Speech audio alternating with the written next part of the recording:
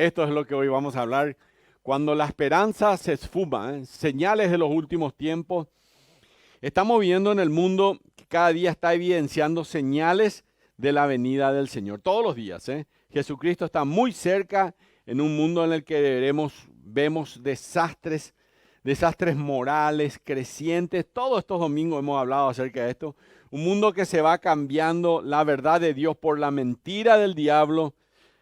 Y es difícil al vivir en este mundo pensar que hay alguna esperanza. Es muy difícil. Porque hoy día la gente tiene esperanza más bien en lo equivocado. Miren esta información que les voy a dar. Presten atención.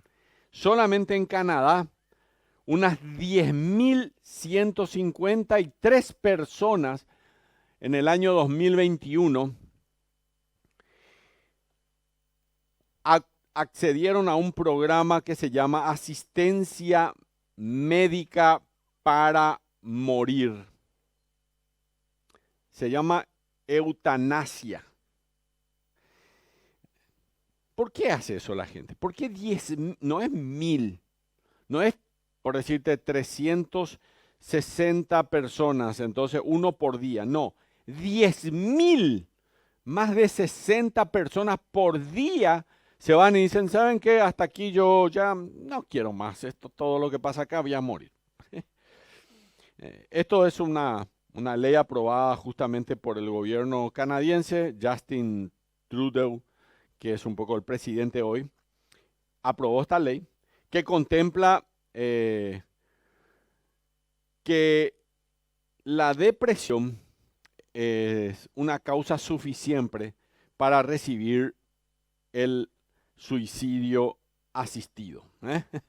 Entonces, esto es un poco lo que vemos hoy, ¿verdad? Es una señal más de lo que dice la Biblia. Mira, Apocalipsis capítulo 20, versículo 10 dice, y el diablo que los engañaba fue lanzado al lago de fuego y azufre, donde está la bestia y el falso profeta, y será atormentado día y noche por siempre jamás. ¿Qué hace el diablo? Los engaña, dice. Los engaña. ¿Por qué? Porque la gente, como señal de los últimos tiempos, ya no ha perdido la esperanza. Ha perdido la esperanza en Dios.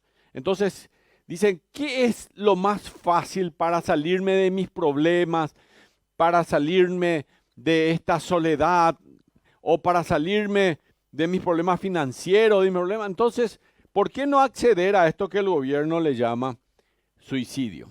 ¿Verdad? En el año 2021, esto está solamente en Canadá, solamente en Canadá. La falta de esperanza se extendió en una forma impresionante, ¿verdad? Entonces el diablo que los engaña, porque piensen bien. La Biblia dice que ¿se acuerdan la historia del rico y Lázaro? Cuando el rico murió, se fue a parar al infierno inmediatamente. Mientras que cuando Lázaro murió, dice que los ángeles lo llevaron al huerto de Abraham, al seno de Abraham.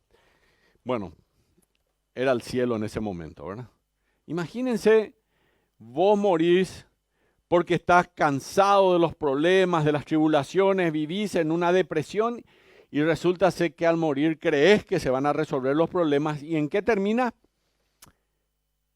En más problemas, porque ahora, a partir de ahora, el sufrimiento ya es tal, día, noche, madrugada, segundos, no hay momento en el cual no te van a atormentar, porque es un lugar de tormento, te van a atormentar todo el momento.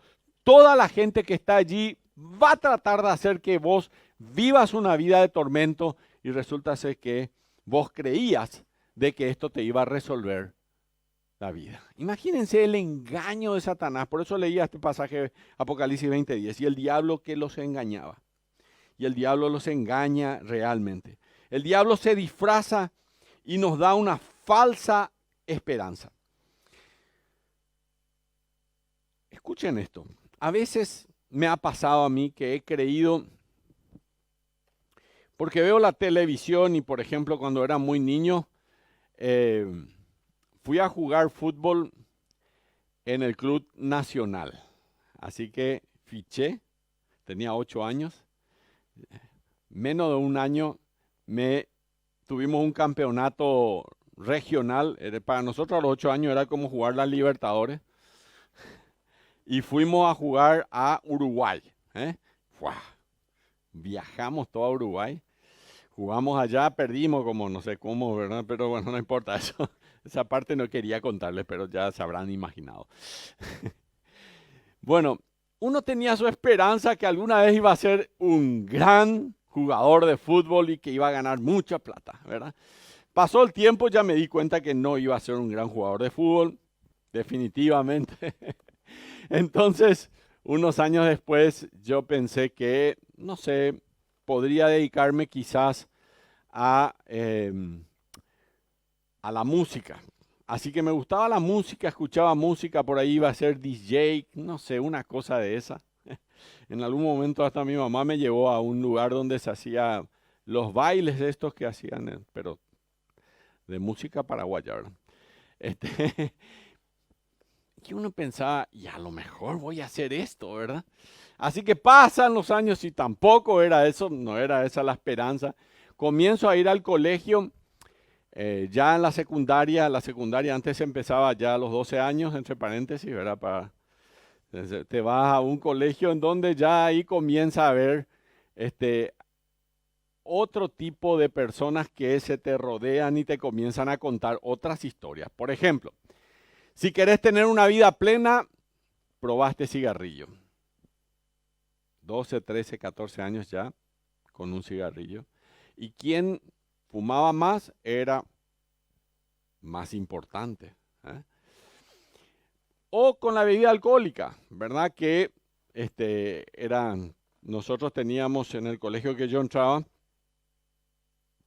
llevaban Coca-Cola, ¿verdad? Pero en realidad la mitad nomás era Coca-Cola, la otra mitad ya era otra cosa, ¿verdad? Pero bueno, llevaban como si fuera una Coca-Cola y los profesores creían que no estábamos tomando Coca-Cola, ¿verdad? Pero no eran Coca-Cola. Así que uno pensaba que quizás eso te quitaba todo ese dolor, todo ese... Y ahora realmente mi esperanza está en esta bebida. Esta es la bebida y como todos decían que esto es lo que valía la pena y la verdad que nos alegraba por un tiempo, pero no se alegraba. O el cigarrillo por un tiempo, pero no se alegraba, ¿verdad? Entonces hacía eso. Yo pensaba que mis amistades entonces eran los más importantes, decía yo. Y apenas tenía 12, 13, 14 años y buscaba estar con ellos, buscaba eso. Alguna vez tocaba la batería en la banda lisa del colegio, ¿verdad? Entonces viajábamos mucho por hacer ruido por allí, ¿verdad? Y eso uno pensaba que era lo que valía la pena. Ya pasando los 14 años, pensé que quizás teniendo muchas novias o algo así iba a ser eso, lo máximo, ya que todo el mundo creía que eso era lo máximo. Esas esperanzas se van esfumando. Cuando uno se va dando cuenta de que todo eso es un cuento del diablo para volvernos viciosos de algo y uno a esa edad no se da cuenta de que eso es lo que está tratando de hacerte. Entonces uno ve la propaganda de que fume Marlboro o tome este whisky, tome cerveza tal, y usted va a ser así de importante. Y yo alguna vez voy a ser así como este hombre que viene cabalgando con un sombrero. Y uno tiene una esperanza equivocada. No voy a venir cabalgando mi sombrero. Nunca entré cabalgando. Así que definitivamente no iba a terminar ahí. Pero eso es la esperanza equivocada que muchos de nosotros creíamos porque nadie nos decía lo contrario. Hoy día nuestras esperanzas a veces están en los políticos. Vi gente que le ha votado a este candidato un poco complicado, ¿verdad? Como es Payo, ¿verdad? Otros piensan que toda su esperanza está en su familia y si alguien de su familia se muere, se fuma su esperanza. Otros creen que es su trabajo. A mí me pasó, en más de una ocasión. Yo alguna vez quería realizarme en el trabajo. Pasé por una situación financiera muy difícil toda mi vida. Entonces, yo quería un trabajo donde ganaba plata, ¿verdad? Entonces, cuando comencé a trabajar, para un banco, tenía como 25 años más o menos, cuando eso pensé que ya llegó mi momento. Llegó mi momento. ¿Y qué pasaba? Que no era así. Lo que pasaba realmente era que yo puse mi esperanza en eso. ¿Y qué pasó después? Nada más tiempo después, un día perdí ese trabajo. Y yo decía, con eso todo, solamente con eso voy a vivir. Justamente había perdido mi esperanza. A veces las amistades, a veces el mundo, a veces las riquezas, a veces el trabajo, la profesión. Algunos tienen su esperanza en su jubilación. Algunos piensan que su esperanza es tener un título universitario. Algunos dicen, si esta pareja me hace caso, yo voy a hacer la salud. Dicen, no importa, yo mi esperanza, tengo problema, tengo salud. Algunos su esperanza está en su celular porque están todo el día con su celular mirando todo lo que hay ahí. ¿Qué pasa cuando se acaba esto? ¿Qué pasa cuando se acaba la vida de ciertas personas en las cuales vos basabas toda tu esperanza? Miren, perdemos todo lo que tenemos. Pero la vida dejó de ser una vida que tenga significado. ¿Para qué estoy aquí en la tierra? ¿Para qué? Para mucha gente la vida deja de tener significado. Miren, esta chica, por ejemplo, está festejando en Canadá que su abuela al día siguiente iba a optar por la eutanasia, iba a morir. Entonces esta era su última cena con su abuela y ella estaba feliz de tener su última cena con su abuela. El valor de la vida se perdió absoluta y totalmente. Imagínense lo que solamente esto están haciendo, ¿verdad? En un canal de noticias decía una encuesta realizada en el mes de abril de Canadá que intentaba sondear la opinión pública acerca del suicidio asistido o eutanasia arrojó que el 73% de los consultados estaban a favor de la práctica bajo determinadas circunstancias. Dice otra información del canal dice que en Colombia la eutanasia es legal. En Países Bajos, en Holanda, en España, Bélgica, Luxemburgo y Canadá, y en Australia esto es normal. Esta es la esperanza que tiene hoy el mundo. Estas son las noticias de esta semana, queridos. No son noticias que yo le estoy leyendo el mes pasado, del año pasado. Estas son noticias de esta semana. Y hay un ejemplo más que quiero darle que es del campo artístico, que es peor todavía este ejemplo. Es peor todavía. Por eso es muy importante dónde tenés tu esperanza. ¿Dónde está tu esperanza? Tu esperanza tiene que estar en Dios y en Cristo, en el Salvador. No una esperanza en la iglesia, en el pastor, menos aún, en nadie. En Cristo, en Dios. En Él tiene que estar tu esperanza y en Él tiene que estar mi esperanza. Esto es muy importante, voy a definir, pero quiero contarle un caso más. Esta chica se llama Billie Eilish. Por si alguno no la conoce, le voy a poner acá en la foto. Ella es una cantante muy famosa que dice que hizo un pacto con el diablo.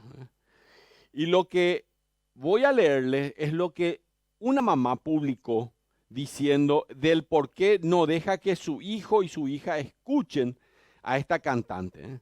Y dice así: para decirlo claramente, las canciones cantadas por Billie Eilish son deprimentes. Las letras y los videos musicales tienen elementos oscuros.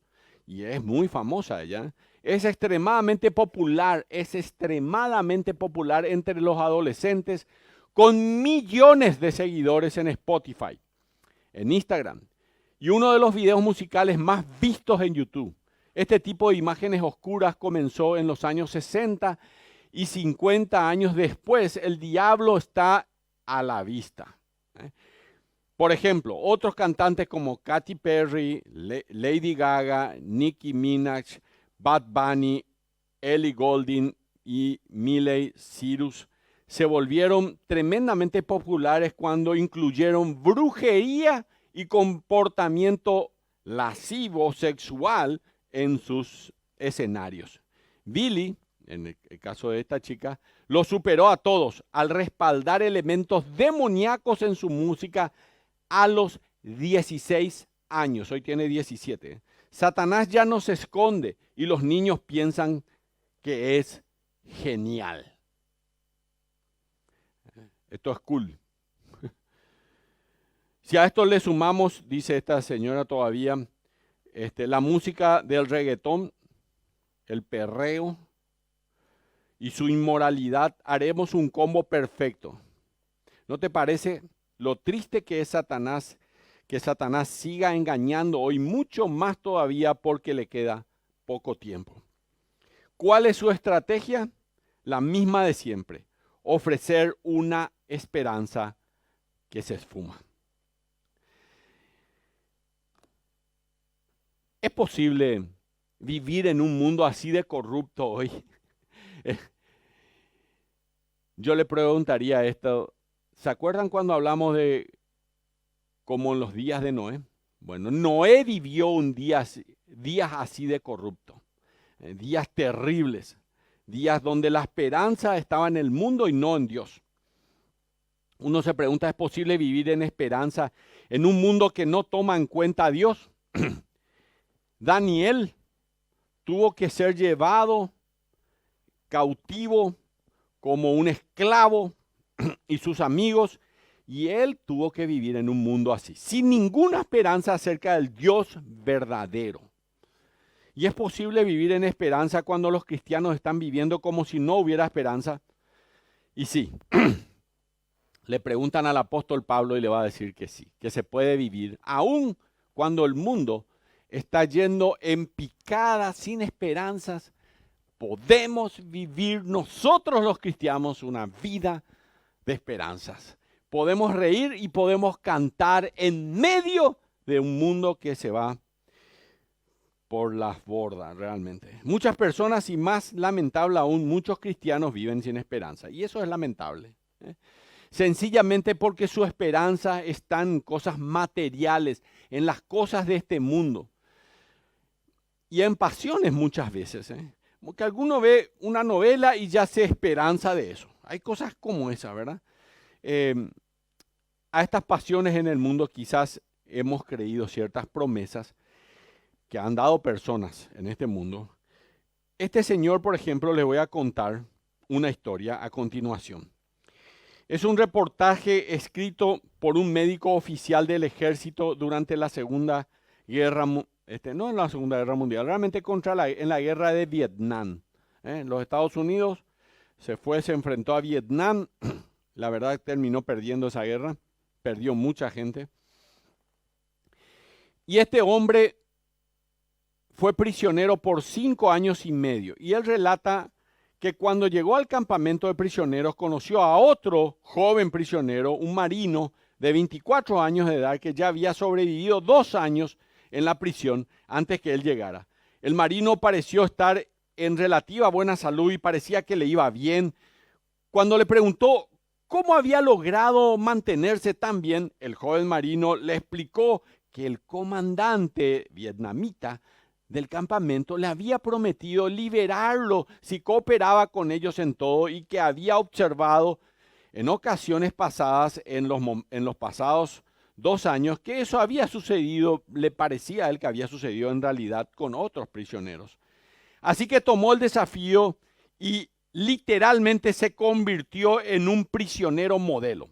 Encabezaba el grupo de reforma mental del campamento que tenía la responsabilidad de tratar de lavar el cerebro a los demás prisioneros, pero con el paso del tiempo él se dio cuenta que aquel comandante simplemente le había mentido cuando la plena convicción de que todo era una mentira cayó en su cabeza y ese engaño empezó a penetrar en su mente. Se convirtió en un zombie. Se negó a hacer cualquier tipo de trabajo, rechazó hasta las ofertas de comida y estímulos, simplemente se quedó acostado en su cama sin hacer nada. Hasta que pocos días después murió debido a que las esperanzas de libertad habían desaparecido y ya no le quedaba nada por vivir. Hoy el tema es la esperanza. Y mi pregunta es, ¿esperanza en qué tenés? ¿En qué tenés esperanza? ¿Qué es lo que vos crees que va a pasar de tu vida? Por eso empecé hablándole acerca de mi esperanza cuando tenía 8 años. ¿Cuál era mi esperanza a los 10 años, a los 12, a los 13? Muchas de esas esperanzas, entre paréntesis, iban en contra de mis padres, porque mis padres pensaban lo mejor para mí y ellos sabían que todo eso era ficción, que era nada más que me vendieron esa idea y yo pensaba que eso era lo más importante realmente. Si usted es uno de aquellos que tiene esperanza en su vida, que no tiene esperanza en su vida, entonces empieza a cultivar la esperanza. Porque al mirar esta generación y con lo que está sucediendo en nuestros países hoy, a menos que tengamos una fuerte esperanza en el centro de nuestra vida, vamos a vernos arrojados en un mar turbulento de incertidumbre que nos llevará a todos a la desesperanza. He escuchado, miren, soy pastor hace 30 y algo años. He escuchado, sobre todo en jóvenes, palabras como me quiero morir, no quiero más vivir, no quiero más seguir, no quiero continuar. Y son jóvenes y yo decía, ¿por qué? ¿Por qué así? Porque este mundo te vende que la única esperanza es eso que vos querés, que eso suceda. Cuando realmente lo que Dios tiene para tu vida es monumentalmente mayor, mucho más de lo que vos crees. Porque vos crees que eso es lo único que vale la pena. Y si Dios no te da la bendición para algo, no vale la pena. Cuando crecí me di cuenta que necesitaba para ponerme de novio, necesitaba la bendición de Dios. Cuando me hice más grande, me di cuenta que para casarme necesitaba la bendición de Dios. Necesitaba que Él me diga si esto era realmente su voluntad. En mis estudios me di cuenta que necesitaba la bendición de Dios. En mi trabajo me di cuenta que necesitaba la bendición de Dios. Y un día decidí servirle a Dios, así como lo he hecho últimamente. Así que es ahí donde debemos decirnos a nosotros mismos las palabras del salmista. Y abran su Biblia en el Salmo capítulo 42, versículo 11, que dice así: ¿por qué te abates, oh alma mía, y por qué te turbas dentro de mí? Espera en Dios, porque aún he de alabarte, salvación mía y Dios mío. Esto en la Nueva Versión Internacional dice, ¿por qué estoy desanimado? ¿Por qué estoy desanimado? Te pregunto a vos. Vos venís acá a la iglesia. Venís a donde hay un Dios grande. Venís donde hay un Dios poderoso. Venís donde hay personas que son buenas, que aman a Dios. ¿Por qué estoy desanimado? ¿Por qué estoy triste en el corazón? Y él dice en este versículo de Salmo 42:11, pondré mi esperanza en Dios, nuevamente lo alabaré, mi Salvador y mi Dios. Tito capítulo 2, versículo 13, lo tienen allí. Aguardando la esperanza bienaventurada. Esta es la esperanza. Queridos hermanos, esta es la esperanza. Señales del fin de los tiempos es la falta de esperanza que Él está metiendo en nuestros corazones. Satanás está metiendo que no tengamos esperanza en esta vida.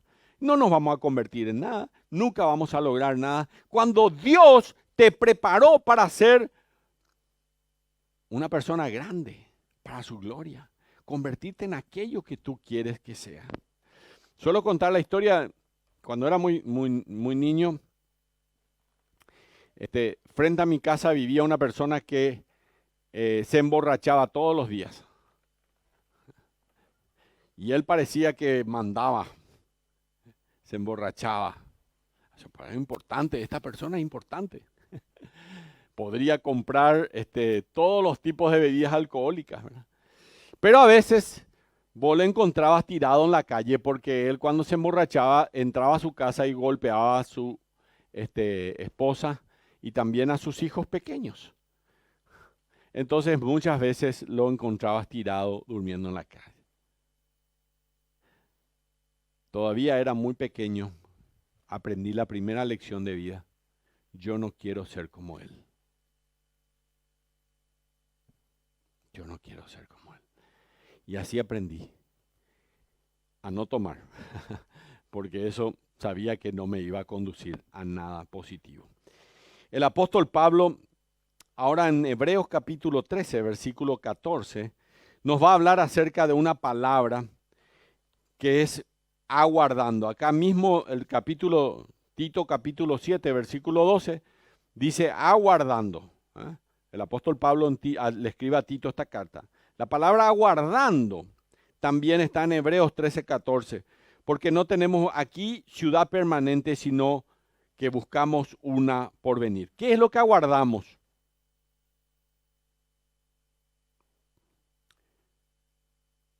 Aguardamos el rapto de la iglesia, aguardamos la ciudad celestial, un día donde vamos a vivir. Eso estamos aguardando los cristianos. Y la Biblia anuncia que para los tiempos del fin, ahí está justamente, 3 grandiosos acontecimientos. Hoy vamos a repasar rápidamente esto. Sin precedente en la historia humana. Hay 3 acontecimientos muy importantes que están por suceder. Estos acontecimientos deben traer total esperanza a nuestros corazones. Si vos estás aguardando, como dice acá, la esperanza bienaventurada, porque vos sos creyente o no sos, pregunto, ¿sos o no sos una hija de Dios? ¿Sos o no sos un hijo de Dios? Si sos un hijo de Dios, tenés que aguardar la esperanza bienaventurada y la manifestación gloriosa de nuestro gran Dios y Salvador Jesucristo. La Biblia anuncia 3 grandes cosas que van a suceder. Estos acontecimientos deben traer total esperanza a nuestro corazón porque la palabra de Dios lo dice y es lo que va a pasar, es lo que sucede. ¿Cuáles son estos 3 acontecimientos? Le voy a decir a continuación.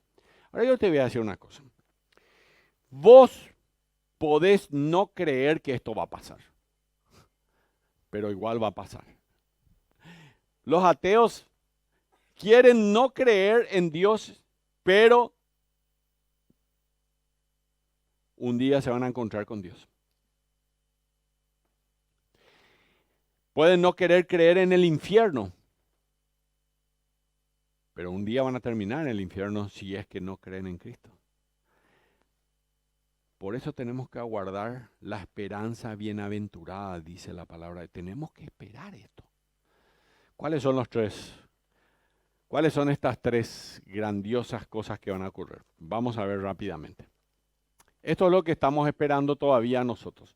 En primer lugar, esperamos el rapto de la iglesia. Primera Tesalonicenses capítulo 4, versículo 13 al 18, conocen todos. No queremos, hermanos, que ignoréis acerca de los que duermen, para que no os entristezcáis, dice el apóstol Pablo, como los otros que no tienen esperanza. Porque si creemos que Jesús murió y resucitó, ¿creen en eso? Así también traerá Dios con Jesús a los que durmieron en él. Por los cuales decimos esto, lean en su Biblia, palabra del Señor, que nosotros que vivimos, que hayamos quedado, no precederemos a los que durmieron, porque el Señor mismo, con voz de mando, con voz de arcángel, con trompeta de Dios, descenderá del cielo.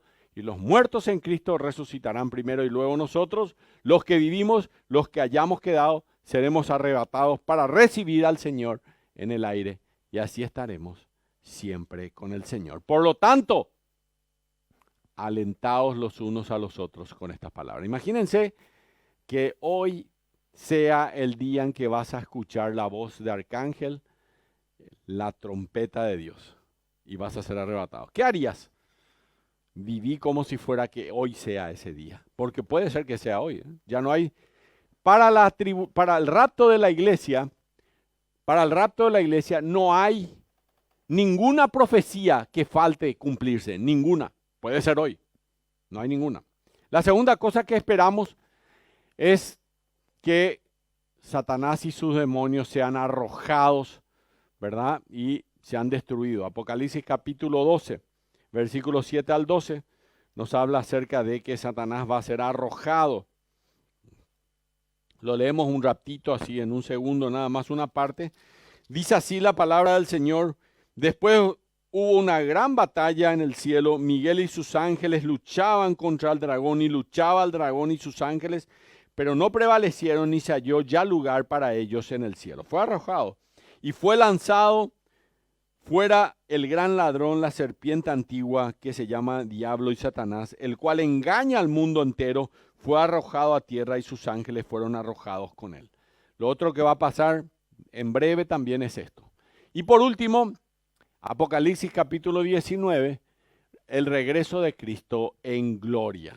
Apocalipsis capítulo 19, versículo 11, estamos esperando esto.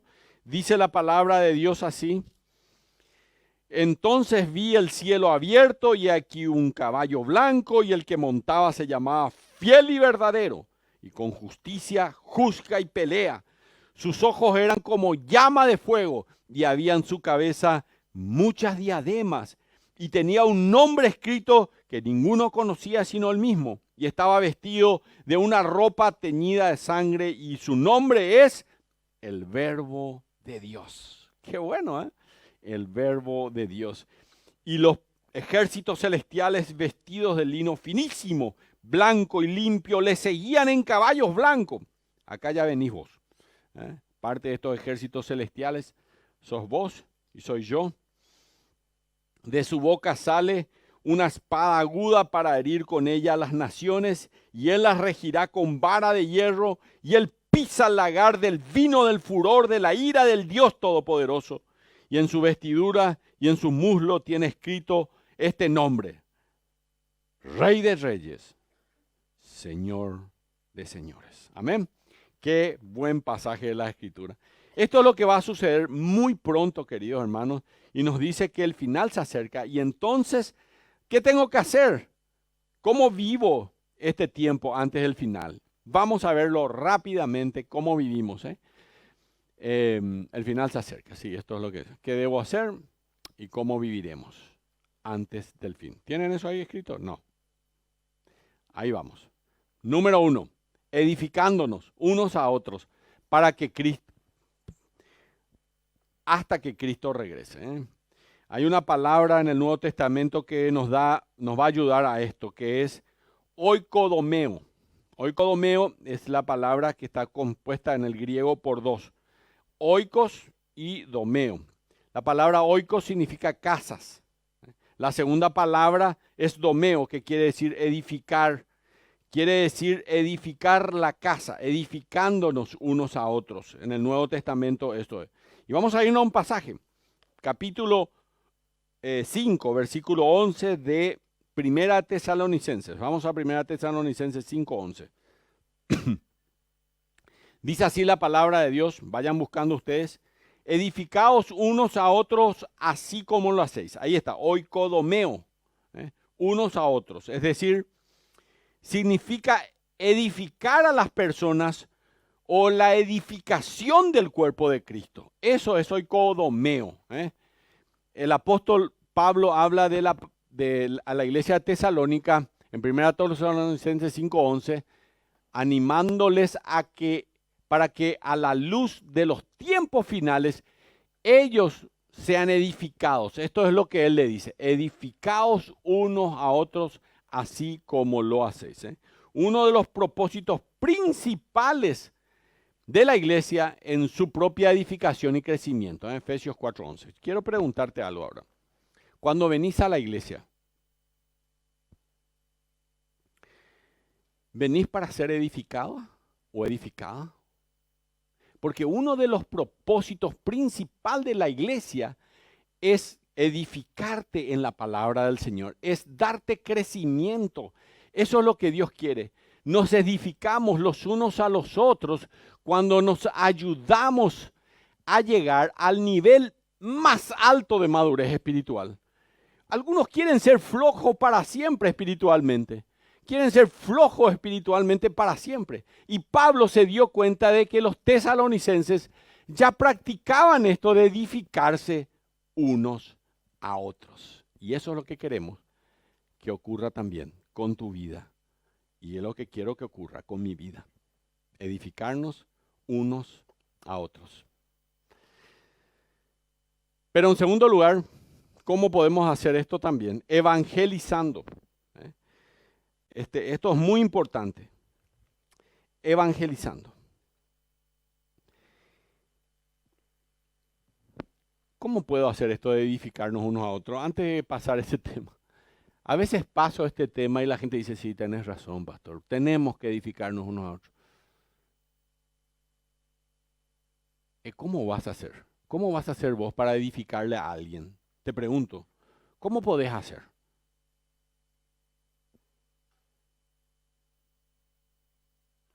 No, la verdad que no quiero edificarle a nadie. Probablemente alguno que está sentado acá dice eso. La única forma de edificar a otros es animando a otros. Es leyendo con él la palabra de Dios. No hay otra forma. Y si sos una creyente o un creyente en Cristo, estás llamado a edificar a otros. ¿Entendiste? Para eso tenés que aprender la palabra de Dios, no hay otra. Pero en segundo lugar, porque no quise pasar ese punto, lo podemos hacer evangelizando a nuestro mundo hasta que Cristo regrese. Miren lo que dice Hechos capítulo 1, versículos 6 al 8, encontramos las últimas palabras del Señor Jesús antes de ascender a los cielos, y las últimas palabras nos dejó una orden de evangelizar. Eso es lo que dice. Se suele decir que las últimas palabras, la última orden debería ser nuestra primera preocupación. ¿Qué dice Hechos capítulo 1, versículos 6 al 8? Vamos a abrir la Biblia allí. Hechos capítulo 1, versículos 6 al 8.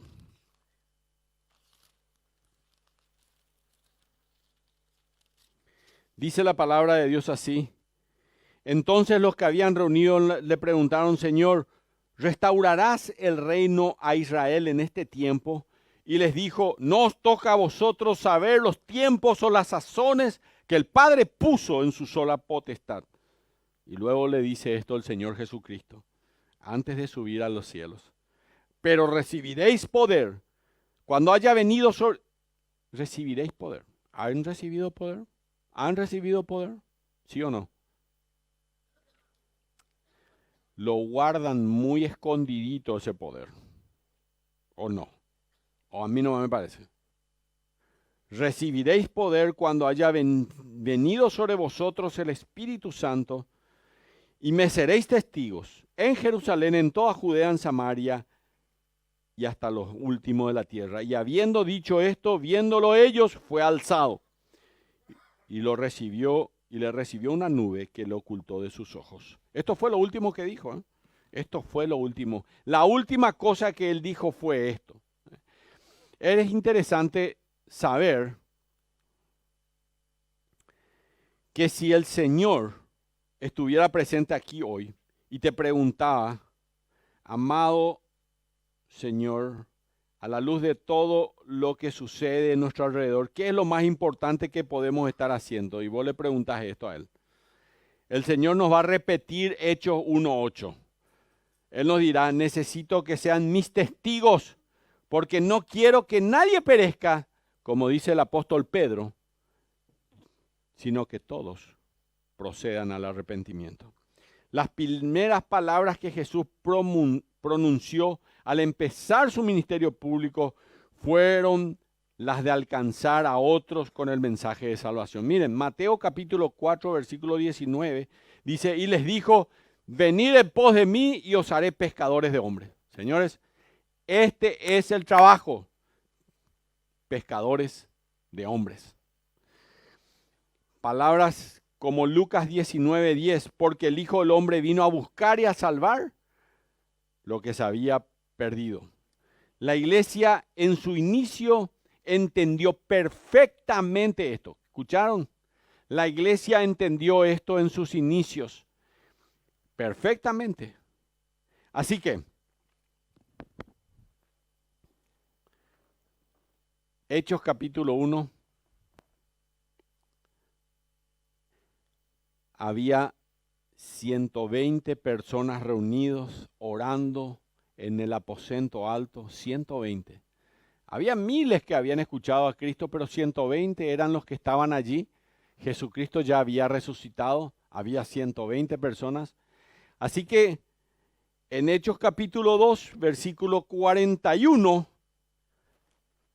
cayeron fuegos, lenguas, hablaron. Hechos 2:41, Hechos 1, 120. Hechos 2:41, 3,000 personas creyeron en Jesucristo. Imagínense el fuego que había en estas personas que entendieron que su misión era predicar el Evangelio. En Hechos capítulo 2, versículo 47 nos dice que mucha gente era añadida a la iglesia todos los días. Escuchen esto.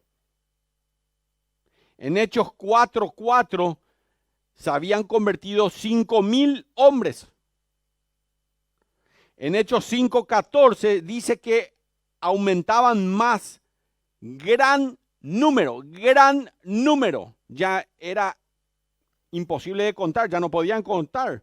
En Hechos capítulo 6, versículo 7 nos dice que el número de los discípulos se multiplicaba grandemente. ¿Por qué?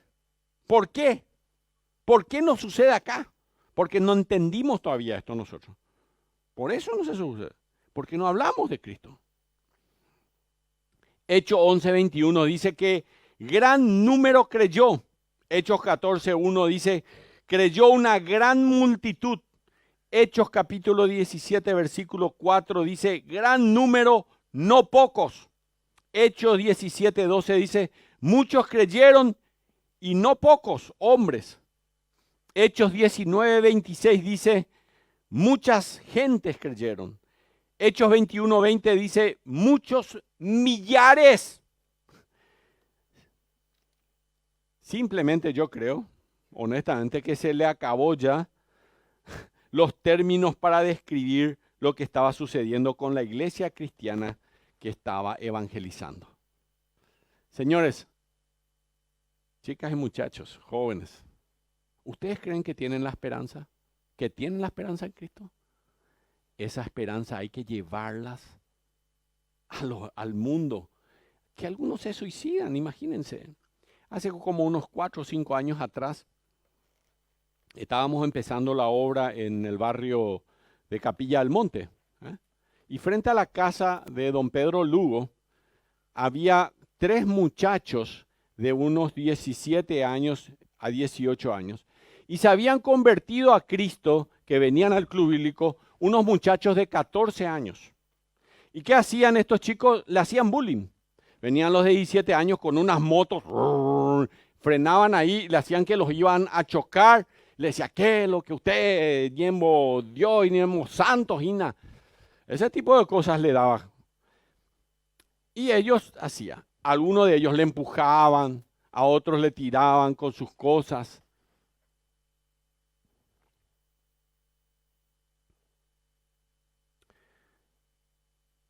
Una noche, ellos vivían todos en un margen de no más de 2 cuadras.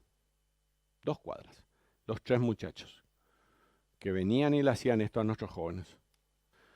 5 años atrás. Una noche, uno de ellos se suicidó.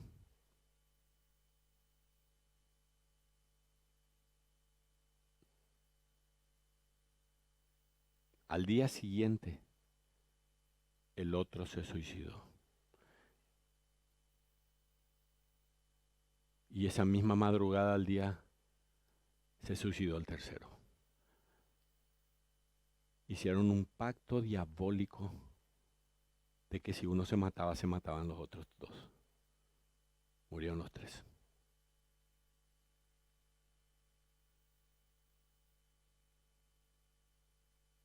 ¿Hay esperanza en este mundo? No. La única esperanza está en Cristo. vas a llegar a esa edad, vas a creer que vos ya puedes tomar las decisiones por vos misma o por vos mismo. Y Satanás te va a engañar. Va a querer que te quite la vida. Porque ese es su plan para tu vida. Su plan para tu vida es que vos seas siempre una amargada o un amargado. Siempre no seas feliz, no estés contento con las cosas de Dios. Siempre seas una persona que todo le sale mal. Ese es su plan para tu vida. Y Dios quiere darte lo mejor. Dios quiere darte una vida de alegría porque Él es el único que puede prometer una vida abundante. Amén. Vamos a avanzar con nuestro estudio. El Señor nos repetiría algo como lo dijo en el pasaje de Hechos 1:8, y Él nos dijo: necesito que sean mis testigos, porque no quiero que nadie perezca, sino que todos vengan o procedan al arrepentimiento, procedan a la salvación. ¿Lo tienen anotado? ¿Sí? No. Entonces, voy a esperar que lo anoten. La pregunta es: ¿qué haces mientras esperas que Cristo regrese? La respuesta es evangelizar a todo el mundo que conozcamos hoy. Y hay algo más que tenés que hacer mientras Cristo regresa. Tenemos que estar esforzándonos. Bueno, esto es lo que ya les había contado. Todos hablaban de Cristo. Me seréis testigos. Esta es la parte que no tienen anotado todavía, ¿verdad? Bueno, ahora anoten. Pero el tercer punto que quiero hoy hablarles es acerca de esforzarnos por nuestra recompensa. Anoten eso mientras tanto. Me olvidé de pasar los slides porque estaba entusiasmado. En las mentes de la mayoría de los creyentes tradicionales, espero que vos no seas un creyente tradicional, poco de lo que hacemos aquí tiene relevancia. No tiene relevancia las ofrendas, no tiene relevancia los exploradores del rey, no tiene relevancia la escuela dominical, no hay relevancia en el club de jóvenes. El creyente que es pasivo, inactivo, el creyente que honestamente en el cielo da vergüenza a este tipo de creyentes. Da vergüenza que viva así. Que no sea nadie realmente para el cielo. Es más, que el mundo le haya ya robado parte de ese gozo. Porque eso es lo que está haciendo este mundo. Le está robando ya parte del gozo. Porque ahora todavía es como que viene a la iglesia, pero el mundo le está robando parte de ese gozo. Así que voy avanzando, esforzándonos por nuestra recompensa hasta que Cristo regrese. Este pensamiento es porque desconocemos que los conceptos de retribución, recompensa y honra son destacados en la Biblia para el que sirve de corazón y para el que desea vivir una vida agradable al Señor. Miren, solo hay dos posibilidades de escuchar palabras del Señor. Una es que Él te diga: buen siervo fiel, entra en el gozo del Señor. ¿Querés escuchar eso? Yo sí. No sé vos, pero yo sí. Me voy a esforzar para que si Dios me regala esa posibilidad, sería feliz escuchando. Y todo lo que haya hecho por el Señor habrá valido la pena. Y la otra es como en la parábola de los talentos. Le dijo al que tenía un solo talento y que no había hecho más que guardar su talento, porque quiero que sepas vos que estás sentado acá y sentada, que Dios te dio talentos y te dio dones, y que si vos guardás tu talento, esos talentos que vos tenés, los guardás y no haces nada con ellos, un día vas a escuchar esto: mal siervo y negligente. Eso fue lo que le dijo. Mal siervo y negligente. Y yo no quiero escuchar eso. Yo quiero escuchar: buen siervo fiel, entra en el gozo del Señor. Miren, tenemos que recordar que Dios es un Dios que nos va a recompensar. Miren, Filipenses capítulo 3, el apóstol Pablo, versículo 14, dice, deja muy claro: prosigo a la meta, al premio del supremo llamamiento de Dios en Cristo Jesús. Esto dice el apóstol Pablo. Te pregunto, ¿cuál es tu meta? ¿Cuál es tu meta en la vida? Tu meta no es agradar a aquel que murió por vos, murió para que tengas vida eterna, murió para que pases la eternidad en alegría, en gozo, en paz con Dios, sirviéndole. ¿No es tu meta esa? Esa tiene que ser tu meta. Para el apóstol Pablo, su meta principal estaba enfocada en el premio. Él iba tras la recompensa. El apóstol sabía muy bien que las recompensas iban a hacer una diferencia. Por eso al final de sus días, él pudo decir, he peleado la buena batalla, he acabado la carrera, he guardado la fe. Me está guardada la corona de justicia, la cual me dará el juez justo, y no solo a mí, sino que a los que guardan su venida. Comenzando desde el Antiguo Testamento, queridos hermanos, descubrimos que las recompensas son un tema común en toda la Biblia. Así que vos vas a ver en el Salmo 58:11 diciendo, entonces dirá el hombre, ciertamente hay galardón para el justo. Salmo 58:11. Hay galardón para el justo. Proverbios 12:14. El hombre será saciado de bien del fruto de su boca y le será pagado según la obra de sus manos. Le será pagado según la obra de sus manos. Mateo 5:12. Gozaos y alegraos porque vuestro galardón es grande en los cielos, porque así persiguieron a los profetas que fueron antes de vosotros. Vuestro galardón es grande en los cielos. ¿Esperan que sea así? Capaz dentro tuyo vos decir, pastor, a mí, no. ¿Y qué tal si ahora empezamos? ¿Y qué tal si ahora hacemos que el galardón sea grande en los cielos? Lo podemos lograr. Hagamos desde hoy. Hoy, Señor, quiero que el galardón sea grande en el cielo. No quiero un galardón pequeñito yo. Quiero algo grande. Quiero algo allá grande. Y eso es lo que dice la palabra de Dios. Apocalipsis 22:12 dice, he aquí yo vengo pronto y mi galardón conmigo, para recompensar a cada uno según sea su obra. Así que todo el Nuevo Testamento se da por sentado que las recompensas son parte de la experiencia futura del creyente. Y es muy claro en la Biblia que cuando servimos a Dios y vivimos una vida fiel, como Él quiere que vivamos, vamos a ser recompensados. Si vivimos para Él, si vivimos para el Señor, vivimos, dice el apóstol Pablo, y si morimos, para el Señor morimos. No vivimos para agradarle a este mundo, no vivimos para agradarles a alguna persona en especial, no vivimos para agradarnos a nosotros mismos. Si vivimos para el Señor, vivimos, y si morimos para el Señor, morimos. Romanos capítulo 14, versículos 7 al 11. Sea que vivamos o que muramos, del Señor somos. Por eso es muy importante lo que hacemos. Y es importante la palabra de Dios, este tema de las recompensas, porque ¿por qué nos esforzamos por ellas? Porque finalmente va a ser lo que Dios nos va a dar allá en el cielo.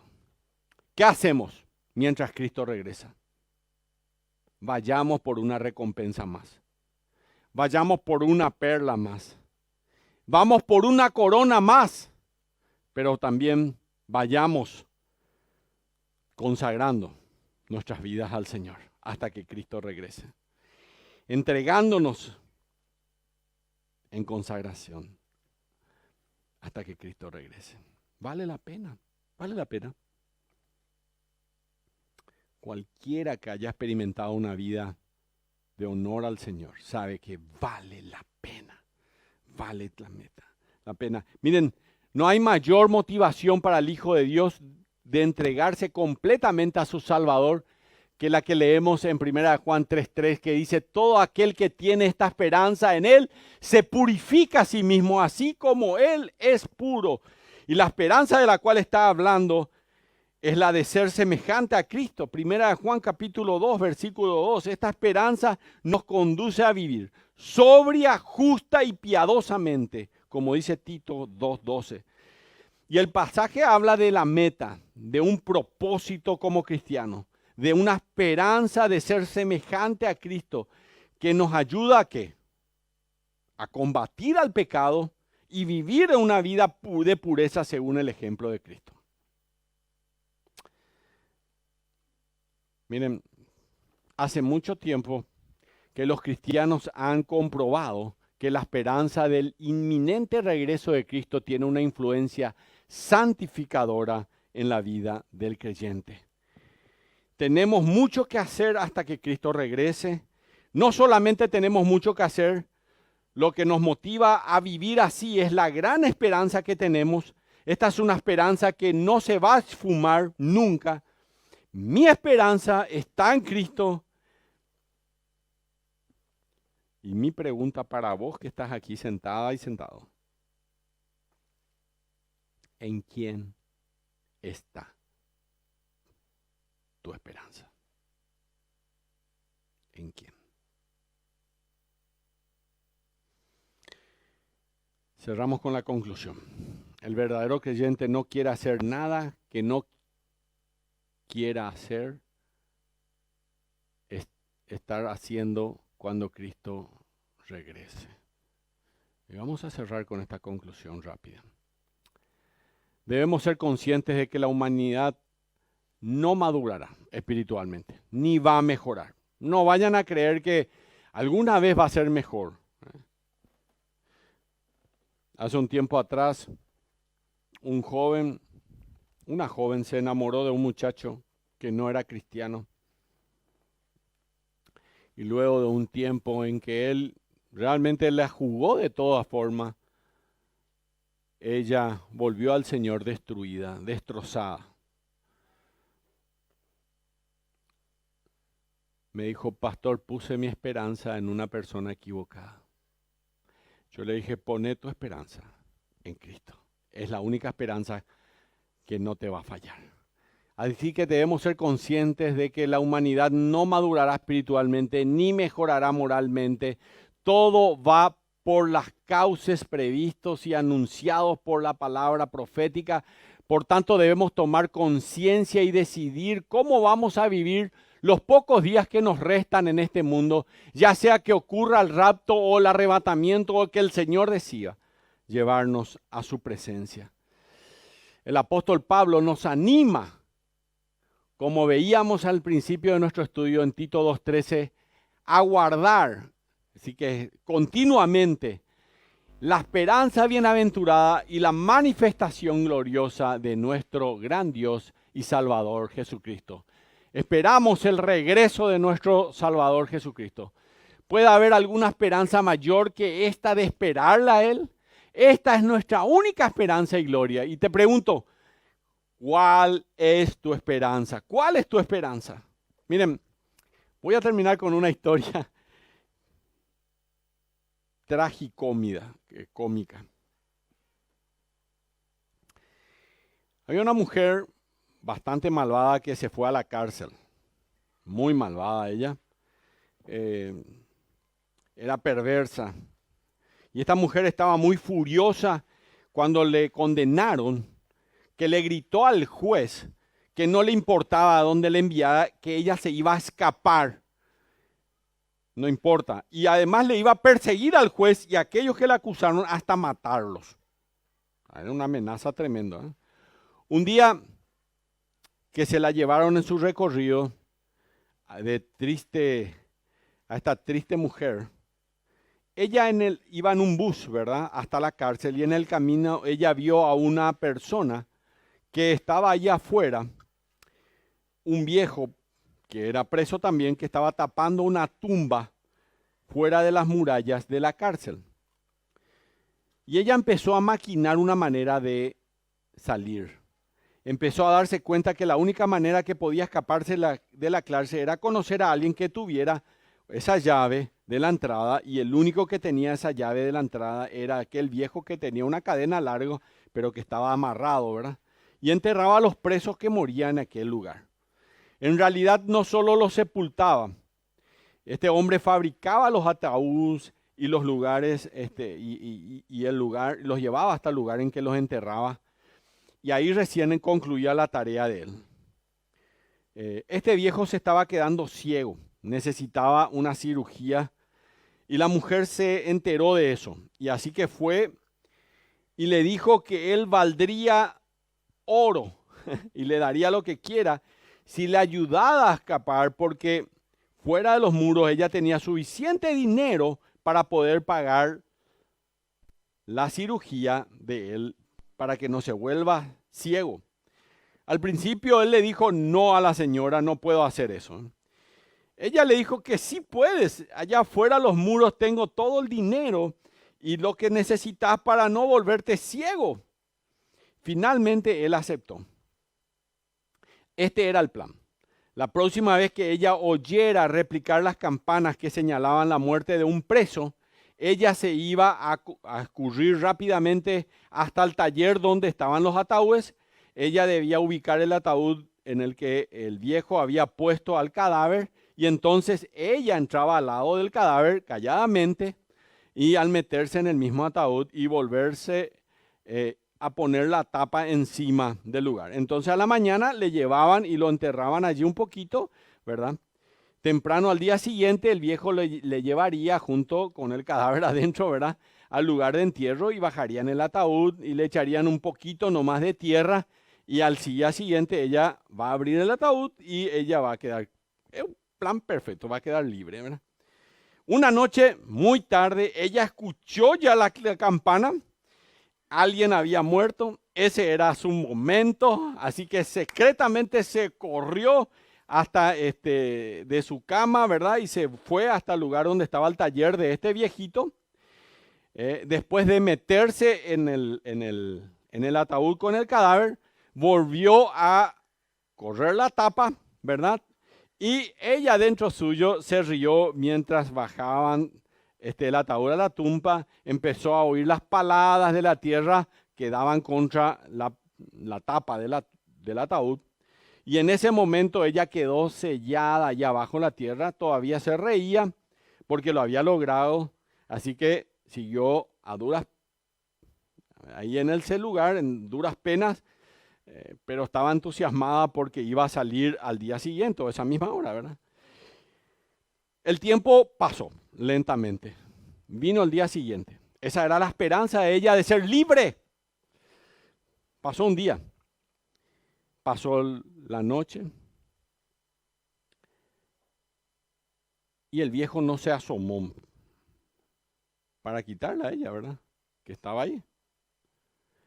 Ahora ella empezó a preocuparse. Empezó a sudar frío. ¿Dónde estaba el viejo? ¿Qué podría haber salido mal? ¿Por qué no venía? En ese momento de pánico ella decidió encender un fósforo y miró el cadáver. Era el viejo. El sepulturero era el que estaba al lado de ella.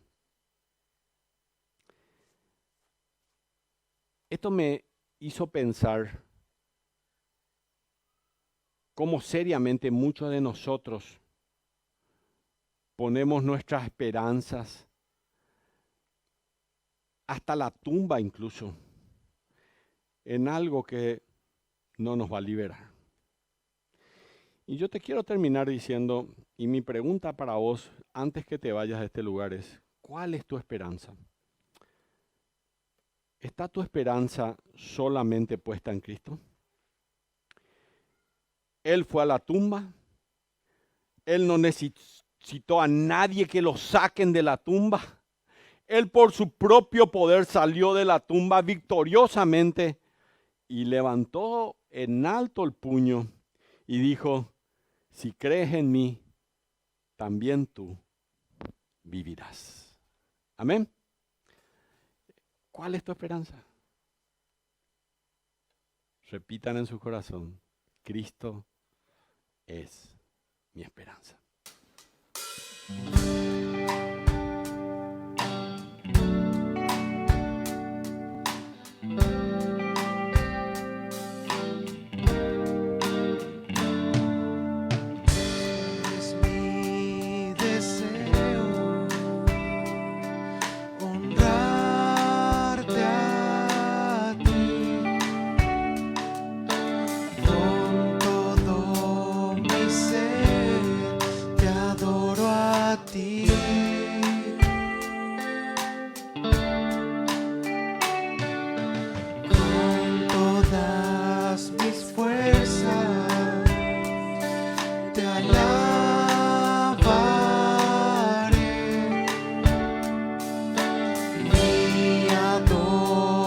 adoración eres tú.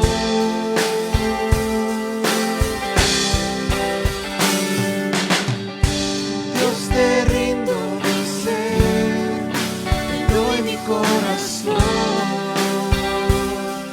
Yo vivo para ti en cada palpitar, mientras haya aliento en mí. Dios, haz tu obra en mí.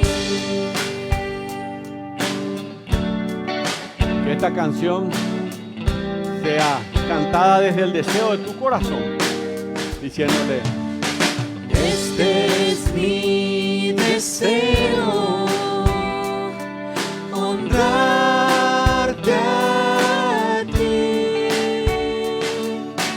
Con todo mi ser te adoro a ti.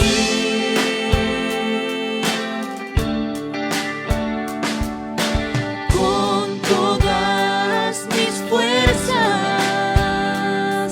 te alabaré.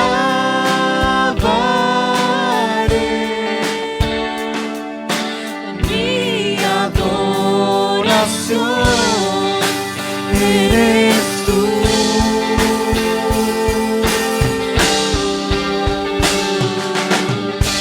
Dios, te rindo mi ser, te doy mi corazón. Yo vivo para ti en cada palpitar, mientras haya aliento en mí. Dios, haz tu obra en mí. Dios, te rindo mi ser, te doy mi corazón. Yo vivo para ti en cada palpitar, mientras haya aliento en mí. Dios, haz tu obra en mí. Dios, haz tu obra en mí. Dios, haz tu obra en mí. Padre bendito, muchas gracias, Señor, porque este es el deseo de mi corazón. Esa es la esperanza de mi vida. Dios, quiero agradarte porque un día quisiera, Señor, escuchar allá en el cielo decirme: buen siervo fiel, entra en el gozo del Señor. Ese es el mayor deseo de mi corazón, Señor. Es poder honrarte mientras vivo aquí, es poder glorificarte, es poder seguirte, es poder hacer tu voluntad, es poder, Señor, cumplir con tu palabra, es poder obedecerte día a día, Señor. Este es el deseo de mi corazón y esta es la esperanza de mi vida. No hay otra manera de tener vida abundante, no hay otra forma de encontrar felicidad. La única manera está en ti, Señor.